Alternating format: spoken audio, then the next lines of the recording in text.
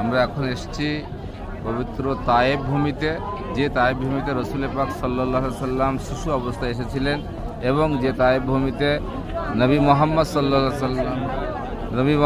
আলাইহি সাল্লাম পরবর্তী জীবনে নবুয়ত পাওয়ার পরে কালেমা দাওয়াত দিতে এসেছিলেন। তায়েফের মানুষ আল্লাহর রসুলের উপরে খুব অত্যাচার করেছিল, বেহুশ করে জমিনে ফেলে দিয়েছিলেন। তারপরে রসুল পাক তায়েফবাসীর জন্য দোয়া করেছিলেন। তায়েফে আল্লাহর তরফে বরকত নেমে এসেছে। এখন বর্তমানে আমরা উপস্থিত আছি আব্দুল্লাহ আজিজ গেট, আব্দুল্লাহ আজিজ মসজিদ।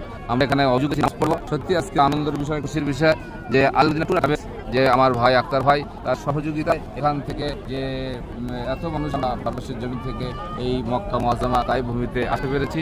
আমরা সবাই খুশি, ধন্য। আল্লাহর কাছে শুকর গুজার করি। আলহামদুলিল্লাহ, আল্লাহ কঠিন গজর। আলহামদুলিল্লাহ, আল্লাহ পাক আমাদের যেমন তায়েব ভূমিতে এনেছেন, তায়েফের রাসূল সাল্লাল্লাহু আলাইহি ওয়াসাল্লাম বরকত নেমে এসেছে।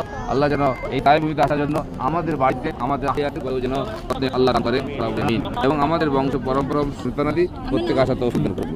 এই দিলে বড় হয়ে যাচ্ছে, কেটে দিচ্ছি। চলো, হয়েছে? হ্যাঁ, বলো, ঠিক আছে, একদম সুন্দর হয়েছে। চলো তাহলে।